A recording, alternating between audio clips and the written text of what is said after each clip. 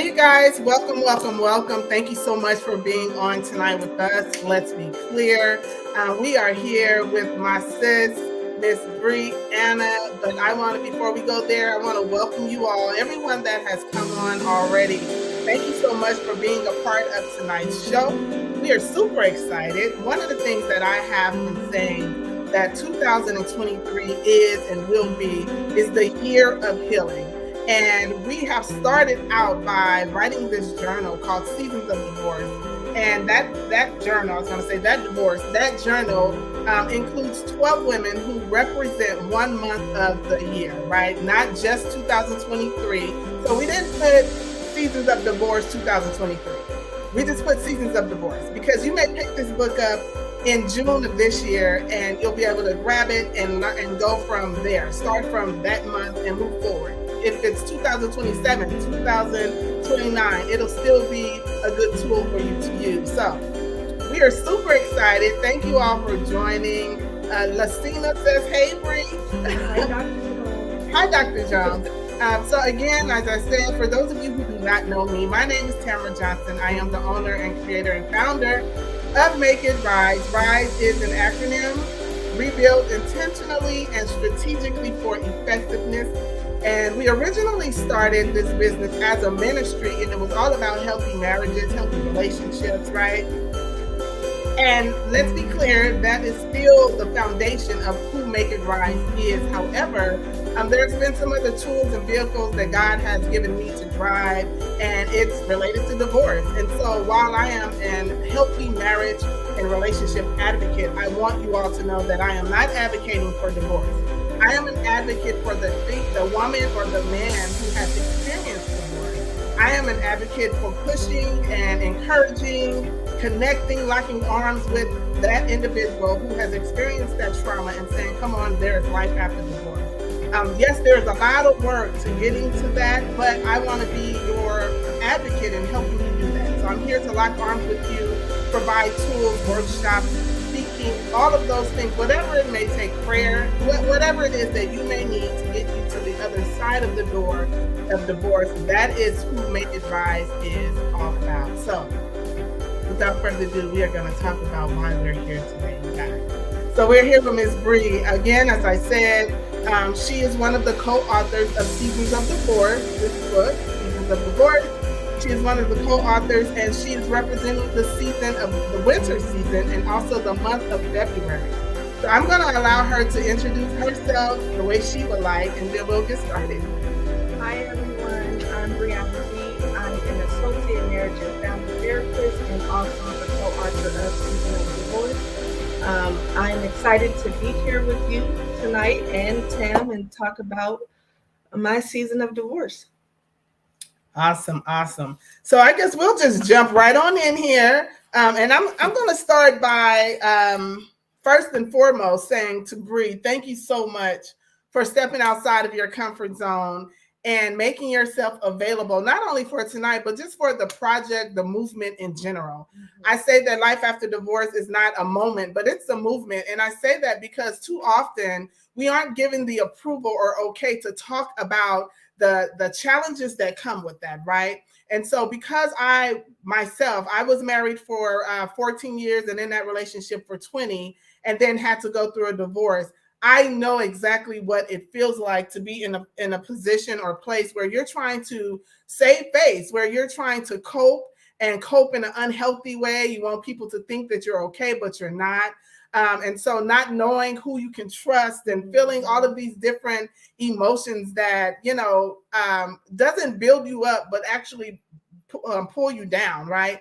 And I know that you're an associate marriage and family therapist, and I am also in that arena, but I do marriage coaching, right? Premarital coaching and so premarital counseling. And so when I was going through my separation and divorce, I felt like, how can I do this? How can I move forward with teaching folks how to be in a healthy relationship or marriage, yet I'm going through a divorce? That just doesn't make sense. God, please make this make sense. And one of the things that he shared with me that I continue to stand on and I share with others is your purpose has nothing to do with your status. So I know that he purposed me to do the things that he has called me to do, right? But I also know that my status was divorced. And so he told me, he said, you have a choice. I am not forcing you to do anything. You have a choice to move forward with doing, the marriage, advocating for healthy marriages, or you can stop. And I chose to keep going. And so I'm assuming, but I'll let you share, but I'm assuming that this was your story as well. So where were you as far as, I know you said you were currently an associate marriage and family therapist. Where were you? What was your status when you began to go through your divorce? So I was actually on my last year of grad school when my process of the divorce started. So I think I had 2 semesters left. I was going to graduate in the spring, and everything fell apart. And I just remember asking God this, or saying to him, this doesn't make sense. How are you getting ready to use me to be a therapist when I couldn't even keep my own marriage together? So there was a lot of confusion there. There was a lot of anger. There was a lot of shame. I didn't want to tell anyone. I thought people were like, oh, she's a fraud. How could she help me? She couldn't keep it together. But I realized it was that brokenness which was going to help me be effective in the therapy room. So, yes. Yeah. So this was actually training grounds. It was, and I didn't know. It's training grounds, and I know that you are a believer as well, so I can say this. God is funny like that sometimes. He has a sense of humor, and I'm like, Lord, you can really just tell me how to do it, and I'll do it, versus actually having me go through these things. Like, what's up with that, right? So in the beginning, there was a little frustration, a lot of frustration. I was angry, I was confused. I wanted to quit. I wanted to give up on everything, not just being a healthy marriage advocate, but I wanted to get in bed, crawl under the cover, pull it over my head, and not be a mother, not go to work. I didn't want to do anything. So for a while, I felt ineffective in all of the things that I was doing, right? I wasn't effective as a mother, and I wasn't effective as a daughter, a friend, or employee. And so it took me really, really sitting in that stuff, right? And allowing God to talk to me and share what it was that he had for me, even in this, because I didn't feel him. Like, I don't feel you in this. It's impossible for you to still be here with me. You've allowed the enemy to come in and just take control. Why? Were you, did we have like similar feelings? I sure did. I sure did. I was just like, I was stuck in the anger for a long time. If we're looking at the context of stages of grief, you have denial, bargaining, anger, sadness, acceptance, and then they just added a new stage called finding meaning, right? And the thing with grief, it's fluid. So some days I could feel all those emotions in one. Some days I'm angry, some days I accept it, some days I'm sad. But it was just that anger of, God, I'm done. I'm done with you. Why are you allowing this to happen to me? This just doesn't make sense. I was rehearsing that over and over and over. And so I just had to keep praying and asking him to soften my heart, open my heart, and let me see what he's doing within me. Yeah. Wow. And, as a believer, sometimes folks will say, well, if you believe in God, then why are you feeling this way? Well, because I have emotions and I feel, right? So there are feelings that are not attached to what man would say God would give us, but because we're human, it's inevitable. There's no way around it, right? And so those feelings are actually some things that I'm able to use as I speak to the people, as I share, even in marriage counseling, I'm able to talk to couples and share some of these same emotions, but put them in relations to their marriage, or the marriage that will be. So everything happens for a reason. And then I know, how long have you been divorced? It officially divorced 2 years, but the process started 4 years ago.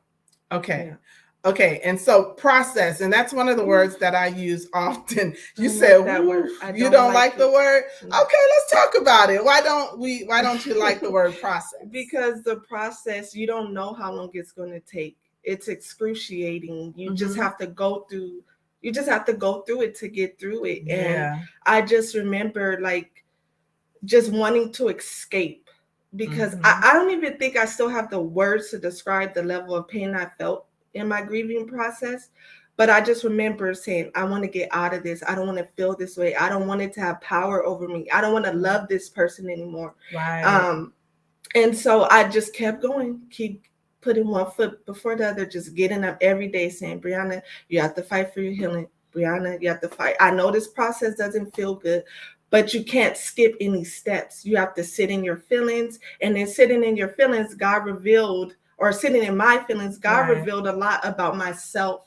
Yeah. And so I had to go through it. I don't like the process, but it's necessary. Yeah. Yeah. So, yeah. Absolutely. Sitting in the process, sitting in it gives you an opportunity to look at you if you're mature enough, right? Yes. There's one thing that I say often, and I'm actually, and this is a shameless plug, I can do that. It's my show. I'm going to be presenting a workshop called The Mirrored Me.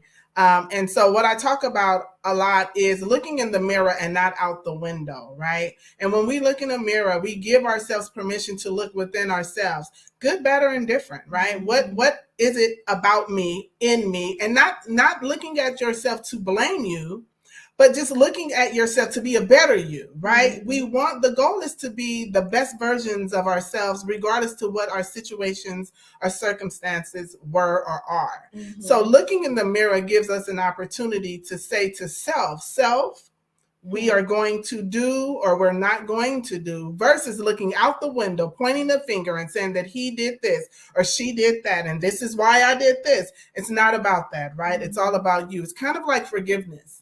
You know how they say forgiveness is for the person, and not the person who needs to forgive, and not the person that needs to be forgiven, right? Oftentimes we allow folks to live rent-free in our brains and our head for years, and they've gone on about their business, right? So to forgive is to remove the shackles, right? To get free within so that you can begin to go and grow to the next level. And clearly you have began the journey, or you're on the journey. And so when I asked you, Brie, or I didn't even personally ask you.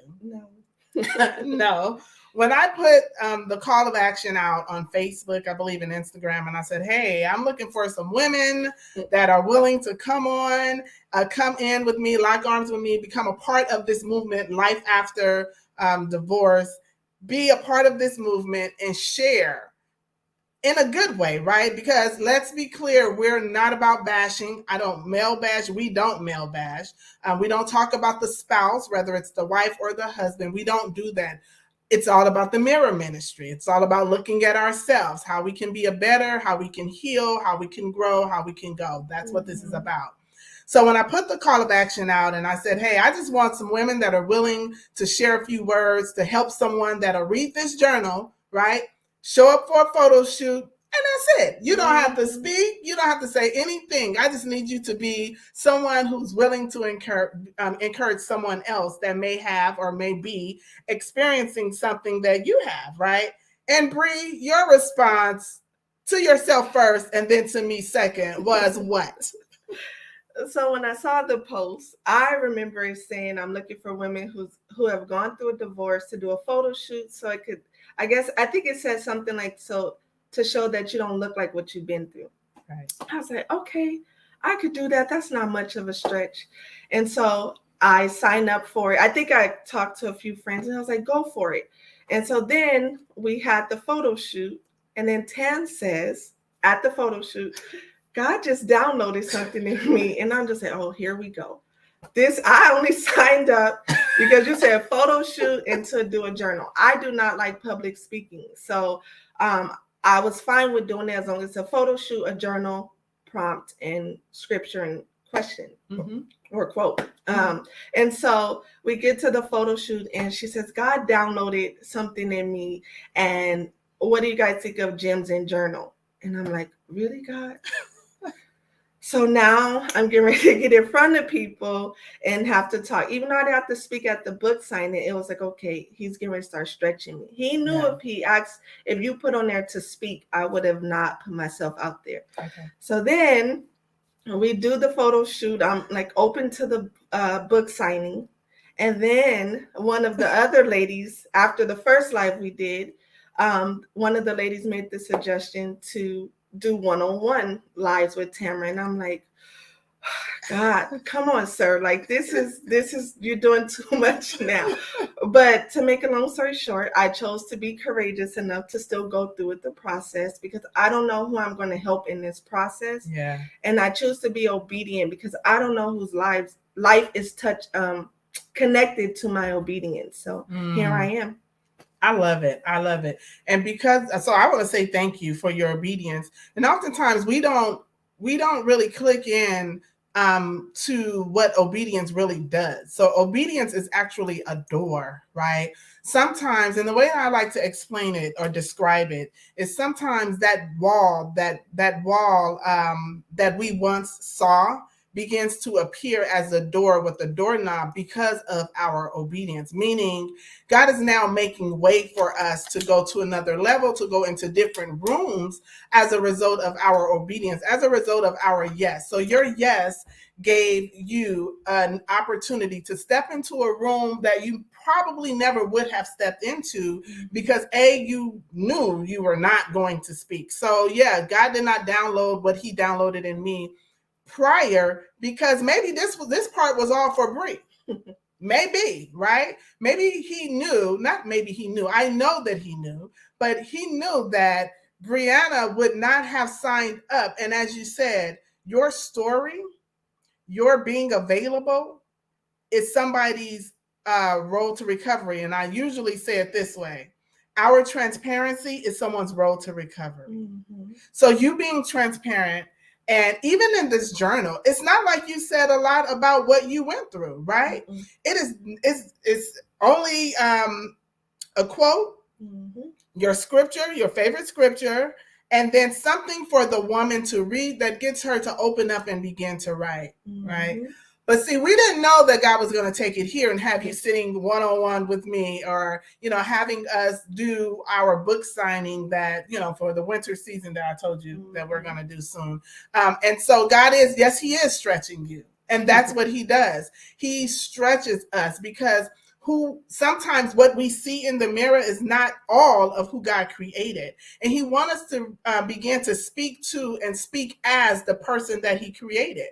All of who he created, right? There's so much more in us, and we just have to give ourselves permission to be that. But experiences will have us lock ourselves in, and we sometimes call it building boundaries, right? But really it's building a prison for ourselves, and now we're locked in. So what this has done for you that I see is giving you opportunity to open up just a little bit more. So your quote, and I'm going to read it, you said, be patient with you, be patient with the process, and give yourself time to grieve. Mm-hmm. And you spoke about all three of those things already, but go into a little bit more depth with being patient with yourself and being patient with the process and patient with yourself to grieve. You said patient a couple of times. So what does patience look like in action when you're going through a divorce? Giving yourself grace, not beating yourself up if you don't respond a certain way. So a lot of times when I was triggered in certain situations, I didn't always respond in the way that I wanted to. So I would beat myself up, or, I'm hard on myself naturally as a person. So I would be angry at myself. I don't want to love this person. I want to get over him. I shouldn't love him. And so, I had to learn to tell myself, it's okay, Brianna, you'll get through this. Just be patient. Just keep waking up and choosing to heal, and you'll find yourself on the other side. And then as with the process part, be patient with the process. You can't escape it. As much as you want to, you can't escape it. Now, I could have chose other ways to deal with it. I could have numbed myself by drinking. I could have chose to numb myself by doing drugs. I could have chose to jump into another relationship, but I didn't want to. I needed to learn from this what I was going through because I don't want to repeat it. Yeah. For me, it cost me too much emotionally that I have to learn from this now so I don't jump in a relationship with the same person, just different name. And so it's like, no, you're going to go through this process. You're going to do it gracefully. Will you have moments where you mess up? Absolutely. Will you have moments where you lose your cool? Absolutely.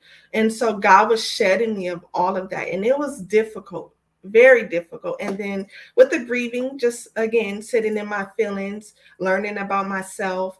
Yeah.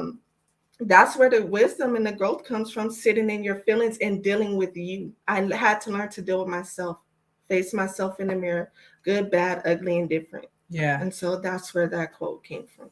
I love it. And so thank you so much for, giving yourself grace, right? Because like you said, you hold yourself accountable for a lot, or you are hard on yourself. And when we are hard on ourselves, it's like we give no space or room for mistakes, and we ask ourselves the why all of the time.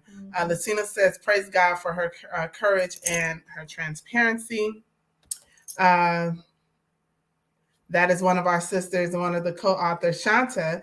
She says, you mirrored God, though, as God is still love, even in the midst of our processes. And that is the truth. Thank you so much for sharing that. It is so true. He is still in the midst of our process. He's still there. And I was sharing with you earlier that sometimes we don't feel him because our emotions are so thick and heavy, and he's not going to compete with those things, right? But we just have to know that we know that we know that he is still there regardless to what we are experiencing. And so that is the great part about knowing who he is and who we are in him. And so your scripture that you chose to use is, the Lord is close to the brokenhearted and save those who are crushed in spirit. And that's Psalms 34:18. The Lord is close to the brokenhearted and saves those who are crushed in spirit. Why did you choose that scripture, and why is that so near and dear for you? Because when you're in pain and you're dealing with, how can I say, obviously when you're in pain and you're dealing with that time and time, and that's all you can see, it's your thoughts or the lies start to tell you God left you and he doesn't love you and you're being punished. And so I had to remind myself, no, he will never leave me nor forsake me. No, he's right there with me in this. Yes, my spirit is crushed, but I won't always be here. He will help me get through this. And so I just tried to be intentional about not hardening my heart and letting God do his work within me. And it was a battle. It's been a process. Yeah. But that's one of the reasons I chose that scripture. Absolutely. Yesterday I was speaking to a group of women and I was talking about mindset, right? The question was, how do you have the mindset to move forward even in adversity, right? And so you don't naturally start off like that, because the pain, the disappointment, the anger, the frustration, all of those things put you in position where your mindset is of the negative side before it's of the positive side. And so if you have people that are in your corner that are able to speak life, that are able to plant seeds of life and not death, because I had some girls that was like, let's go get her, I had some girls that was about that life, and ready to go, ready, set, go, right? But because I knew what God had told me, even in the midst of that, like I really was saying, don't do it, but kind of low key said, just go, right? I can't tell you to go, but just go, right? That's where I was at. But when you have the mindset that is steering you or dragging you into the negative realm, that is what you are summoning to yourself, right?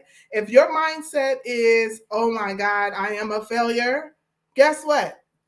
You're going to begin to respond that way. We have to remember that our thoughts become our words and our words become our actions. So we're going to speak some things into existence, and then we're going to begin to see the reapings of those things that we are speaking, even though we may not believe it, but because we're saying it, that is what we're calling to us, right?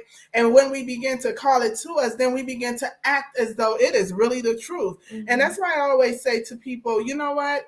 I want you, and I'm talking to couples, I'll say, speak to when he makes you mad or she makes you mad, speak to the person that God created and not what you see. if you speak to the person that God created, he or she will, they have no choice but to get into alignment with what you're speaking. Your words are so powerful that you will change the trajectory of any circumstance. And I'm not going to say that it's going to happen overnight. You may have to continue to do this thing over and over again. You have to be disciplined in knowing that my words have power. So even with speaking to someone else and bringing life to that thing, you have to be able to do that thing for yourself and speak to yourself and bring life to yourself. You are your first seed. And what is the water to the seed? The water to the seed is your thoughts. Yeah, in therapy, we call that cognitive behavioral therapy. So your thoughts influence your mood, which influence your behavior. So I do a lot of thought logs, or helping clients realize when you get stuck in that mindset, this is what you're producing. So it's a lot of thought stopping techniques, journaling. Yeah. I love that. So, and journaling, as this, this project that we're doing for Life After Divorce, the movement, I thought it was so important for us to do, because I know when I was going through my divorce, I had to do a lot of writing, because I didn't want to talk to people, right? I had a few people that I talked to, my pastor wife, a couple of my good friends, best friends. But other than that, it was like, nope, I didn't trust people. The people that I did trust, some of them had turned their backs on me. It was just a whole lot going on. So what is your, as far as journaling, what is your recommendation to a woman or a man? Most men, a lot of men don't really journal, but for women or just anyone in general, what is your recommendation? Like, how would you suggest that they even start that process?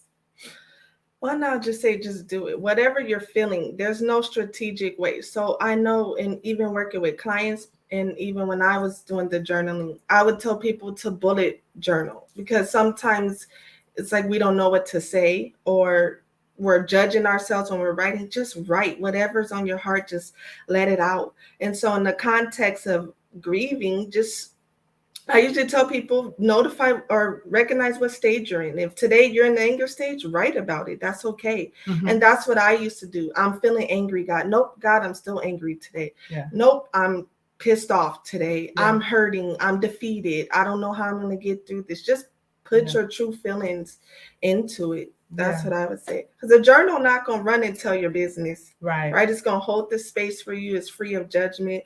The journal not going to say, girl, you better than me. And I think I shared that. Yeah. I used to hear that a lot. So I didn't want to always talk to people, because you are a much better woman than I am, which is code in Black people's language. You stupid. Yeah. Right. You much better than me, girl. Right. So journaling, journaling was just a safe space, just to pour my heart out to God, to be vulnerable on where I stood in the marriage at that time. So, yeah. I learned to journal, and I wasn't raised, my mom didn't say, go journal, grab your book and write about it. That wasn't, something that I was raised to do, but of course, as I grew, became an adult and connected with women who were doing it, I found that it's very helpful. And actually, my first book, Life After the D, my second book is my journal entries. And so it's Life After the D, she said, he said, and most people thought she said, he said, they thought he was my ex-husband, but it actually was God. It was his responses to my journal entries. And sometimes I'd write and he'd respond immediately. Sometimes he'd respond weeks later, sometimes months later, right? Sometimes he'd respond through people. He'd send someone to say something to me, and it's a direct response to what I had written in my journal. So I'd go back and write what he said. And so that's what that book is about. And so I am a firm believer that it's better out than in. Most definitely. It's better out than in, because sometimes the smallest things will bring it out that it's not even really connected to. And now it's like, what is going on with her? She's tripping, right? But really it's just a lot of closed in emotions and feelings that we don't give ourselves permission to write about. So your journal prompt that you wrote in the book, it was questions for the woman that is going to get the book. And you said, what has been the most difficult part of this process? Or what is this season teaching you about yourself? Well, I want to return that question to you. Yes. So what is the most difficult part of the process, going through the separation, the actual divorce, and now just learning to be Brie Anna Reed? Reed is the married name, or the married name. And Hardeman is the maiden name. So how difficult is it returning back to Brianna Hardeman? That's a question, because I don't think it's returning back to Brianna Hardeman, because I don't think I ever knew who Brianna was. I met him at 16, and so from high school up into young adulthood, it was just like, oh, you like me, I like you. And then it just kept going from there. And then we had our first child, and then we got married, then had our second and third. And so I didn't know who Brianna was. And now I'm just now at that space. So I can't say returning to. Got it. I'm discovering who I am outside of being someone's wife, outside of motherhood. And so that is a challenge, because it's hard trying to balance. It's so easy to lose yourself in motherhood. So that is the most difficult part for me now. It's just learning to find myself outside of motherhood, because a lot of times I'm ridden with guilt. And so, if you put yourself first, you're neglecting your children. So I would say I'm just now finding out who Brianna really is. Yes. I love that. And that happens. That's not abnormal. I speak with a lot of women who may have gotten married at an early age, and some who got married at a later age, but they never knew who they were as an individual before saying I do. And that is why I am able to do both marriage counseling and advocate for healthy marriages and relationships, and also help the woman or man that has gone through divorce, because before you can be a healthy wife or husband, you must first be that as an individual. And sometimes we don't know who we are as an individual, so we become who they say we are, right? We do things the way they say we should do things, or the way we think they want us to do things, or what we've read in a book, or what we saw mama and daddy do, or aunties, or whoever, right? And so now, unfortunately, at the point of or stage of divorce, and now it is, who am I? And we're looking in the mirror and we say, you know what? I really don't like the color orange. That was only because that's what he liked. I don't like to skate. I only did that because it's what he enjoyed doing. What do I like? Who am I? You know, what are the things that I have put on the shelf so that I can be a mother and I can be a wife? So when they talk about, as a wife, we are to submit, right? I think the world has really tainted the definition of that, because they have assumed that what the word is saying is that we are supposed to forget about who we are, what we want, our likes, dislikes, right? And you're just going to dive head first in as a mother or as a wife, and that is going to be your first call of duty. No. If I'm no good for myself, I'm really no good for my kids or my husband, right? And so I'm so glad that you gave yourself an opportunity to look in the mirror and say, what part of this, and I don't even know if you shared it on here, but I know we've had conversation, but what part of this did Brianna play a part in? I know you said while you were going to grad school, you learned a lot about you, and you were like, well, wait a minute, was I speaking these things over my marriage? Oh my God, right? There were a lot of aha moments, and that's what will happen in the process of after, the difficult part. Can you share a little bit about that? Yes. And so, mom, aunts, if you're watching, it's all out of love. But what I'm sorry. But no, not like that. I realized I had really submerged myself into the concept of be a strong, independent Black woman.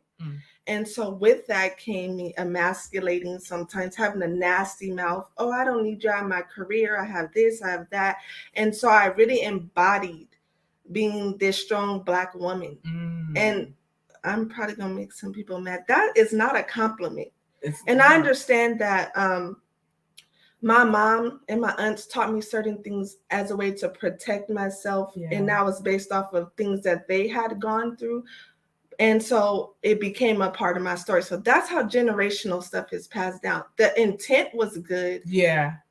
Good intent. It was to protect me, but it also shaped my perspective of relationships. And so I even had to ask myself, you know, you now have sons. What if someone spoke to your sons the way that you would speak to him at times? Wow. Right. And then I have to say to myself, I didn't grow up with my father in the household, so I didn't see healthy relationships. And so I had to ask myself, yeah, you're physically attracted to men, sexually attracted, but do you like the essence of a man? Ooh, that's good. Do you appreciate? Do you see him outside of his ability to provide, right? Do you see him as a human being? Wow. And so, oh, my mom says, speak your truth. Okay, mom. So all of that was starting to be revealed. And then I just remember I was convicted in the scripture of a foolish woman tears down her house, but a wise woman builds it. And so it was times I spoke a death over my marriage, and I saw some of that stuff manifest. I won't go in detail in all of that, but so yes, I had to go back and break some of the stuff that I was taught in my childhood. And I would say, even in this process of me going through this divorce, I've had in-depth conversations with my mom, which I've always had in-depth conversations, but I really got to know my mom before she was my mother, and how some of that stuff was passed down to me. I got to have in-depth conversations with my father, and that was healing for me. I got to have in-depth conversations with my grandmother, the matriarch of my mom's side of the family, and how some of that stuff was passed down through my mom, which was passed down to me. And so now that I am a mother of a daughter, I get to do something differently. And I remember saying the reason why I wanted to become a therapist, because I wanted to break generational curses, right? And so I get married, and I'm like, oh, I'm going to do something different. How, Brianna? How are you going to do something different when you're trying to run from something, but you need to go back and address your history? Woo. So in this season of being by myself, that's what I've been doing. I have those long talks with my mom. I have those long talks with my grandmother. I recognize some things it's like a garden. Some weeds needed to be pulled up. Yeah. Right. And so that I could plant new seeds, because I now have a daughter who's watching. And so if I had to go through all this so that my children will not have to go through it, then I will do it all over again. Absolutely. That's good. And I applaud you, because I truly believe that a lot of times when we experience something, what you just gave, what you just spoke, had you continued in whatever you were in, the marriage, had you continued in it, if you kept going back and forth with, how it was going to move, I'm not sure if you would have dug deeper into the why or what it is that you were doing. It would have been your norm. So there was no reason for you to step out of it and look at it, right? Sometimes we have to step outside so that we can see the whole scope of the circumstance, the situation, and what part we may have played in it. Not saying that it is our fault, but it takes two for everything to happen, right? And so when we are able to look at it in the mirror, to be a better for your, as you said, your children, breaking generational curses, right? The freeing part of that is saying and knowing that they will not have to experience unless they choose to. It's not because they didn't know, because mom taught them, mom showed them, right? She spoke it to them, as I said, about the mindset. It starts in the head, and then it's the words, and then the actions. And so now you speaking to mom, you've given all of this some thought. Now you're speaking to mom and aunts, right? And now you are beginning to act it out. You're beginning to walk this thing in front of your children, and they're seeing what healthy looks like, right? One thing that I said to myself some time ago was, I don't want to teach my daughter how to be a divorced woman. And that is what I was doing for so long, because I was trying to protect her from not, I don't want her to have to experience the things that I experienced. So some of my conversation was straight up divorced woman. It wasn't be a woman of integrity. It wasn't that. It was such a thin line, a very thin line of what I was saying to her, while it was true, but where it was coming from was, I don't want you to have to experience this. Yes. But it was really hard to share it because it was her father. Yep. So I had to say, Lord, you have to give me the way to express, to share, to show, and help me. And he said, I'm going to protect her heart. You can't, the way I protect, you can't do it. Wow. And I need you to listen to me, and I need you to regurgitate it the way I'm giving it to you. So separate your emotions and feelings and attachment to what he did to you, because the healing, and that was another part, that another reason I knew there was still some healing that needs to be done within Tam, right? And I said, okay, well, do I need to step back? And God said, no, you need to keep moving forward, because something you said earlier is one of the things that I've learned to be true. I can only take people who God has assigned to me as far as I've gone. And God is saying, if you stop right here, that's it for what it is that I've called you to do on your end. But I need you to keep going and growing. I need you to keep reading your word. I need you to keep praying. I need you to keep connecting with women and men who have been divorced, so that you can learn different aspects of it and different compartments of it, so that you can take them to the levels that I am taking you to. And so, Brie, God is saying that to you as well. And he's so proud of you tonight for sitting here with me and sharing with the world, right? We don't know, it only say a few people on here that's looking, but it is open and available to the world. The entire world has access to what you just said. The entire world has access to use what you've said to begin their healing process. Man, do you know how powerful that is? Yes. I'm taking it on. That is powerful. And I'm so glad that you said yes. And the second part of your journal prompt was, what is the season, or what is this season teaching you about yourself? So what is this season teaching Brie about Brie? Oh, this season where I am now, this is all about Brie. Okay. Brie needs to love herself. Yes, I'm speaking in third person. That's right. I need to learn to love myself, spend time with myself. Self-care is very important. So that's what this season is teaching me about me, to love on me and be okay with being by yourself. Yes. It is okay. So that's what this season has taught me. What did the season of going through divorce teach you about you? I know I'm tapping into some things that you like. I kind of mentioned it, like, with my mouth, right? I didn't always have a pleasant mouth. My attitude wasn't always pleasant, but I also learned boundaries. Sometimes we stay in situations longer than we need to, thinking, oh, my love is enough to change someone. No, there's no amount of love you could give someone. There's no amount of nagging. There's no amount of talking to someone. If they're going to change, they're going to change because they see fit to change. And so I had to learn to choose me. You don't stay in something and suffer over and over and not have boundaries, because now I taught that person how to treat me. And so, that is powerful in itself. Yes. We teach people how to treat us by the things that we allow to happen, good or bad, right? And so if I keep saying, okay, it's okay, I'll forgive you, he's going to get better. We're not doing that no more. That's over. That season is over. Much. Yes, it's over. It's done. So now I'm not afraid to set boundaries. Now the trick is not setting your boundaries so firm that you're imprisoning yourself. So it's finding that balance. One of the things that I use, so I don't really use the word balance. I use harmony, and I got that from one of my sisters, Michelle Collins, and she talked about how when things are in harmony, there can be more than one thing happening at the same time, and it's okay, right? And the way that I like to explain that is a choir. you have your sopranos, altos, and your tenors, right? Mm-hmm. And they can all sing at the same time, and it flows.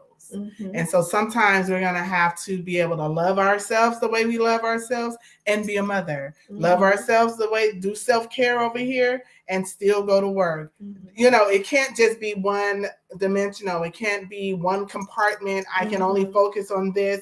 Okay, now I'm done with that. Now I go over here and now I can do this. We have to learn how to do, I'm not going to say simultaneously, but there's a lot of things that we are going to have to make sure happen, right? So that we can be effective in all of it. And so, but there are going to be some things that you have to stop and pause on, right? A short pause for the cause. And whether that is, I don't know, dating, you know, or getting to know other people or starting a new job or organization, whatever that thing is, sometimes you have to say, okay, I'm going to put that here. I'm not done with it, but I have to come back to it. So prioritizing. Absolutely. So again, Brie, we are I'm gonna go ahead and close us out, but I'm gonna ask you if there's anything that you would like to share with a woman or a man that is about to going through or coming out of divorce. If there's something that you can, some encouraging words that you can share before we end, what would those things be? I would like to say something I have to live by. Just be intentional with your healing. You're not just going to heal with time. Like, you have to make up in your mind, this is not going to take me out. This is just for a short period. It hurts. It doesn't feel good, but you have to be intentional and just choose you and choose not to harden your heart.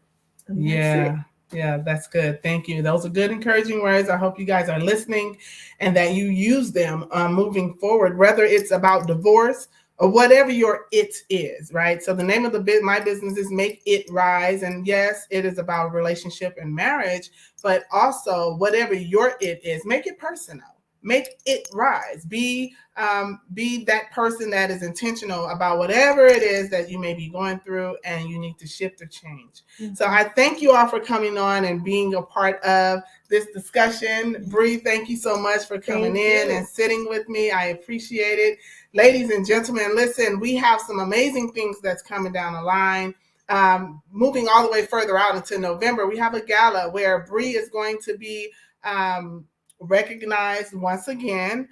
November 4th, we're having our Black Tie Gala. So tickets will be going on sale very, very soon. We hope that you'll be able to grab one and meet us there. It's going to be by LAX area. It's going to be a lot of amazing things going on that evening. So you guys save the date.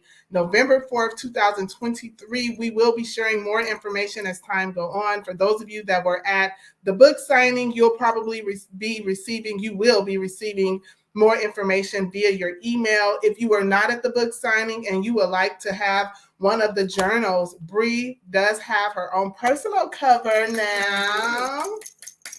And she will share her link with you all so that you can go over to Amazon, purchase her book, and just support the movement. Even if you aren't a person who has been divorced or maybe even been married, right? Support the movement of being healed. Support the journey of healing. And that's what this is all about. And so we thank you once again. I look forward to sharing more of the ladies who are a part of this journal. It's going to be every first Monday right here, same time, same place. And I'm excited to roll this thing out. This is the year of healing, ladies and gentlemen, and we are excited to be able to do it one day at a time. So you guys have an amazing one. Thank you so much for being a part. IG, thank you for being on with us. Good night, you guys, and we'll see you soon. Bye. Bye.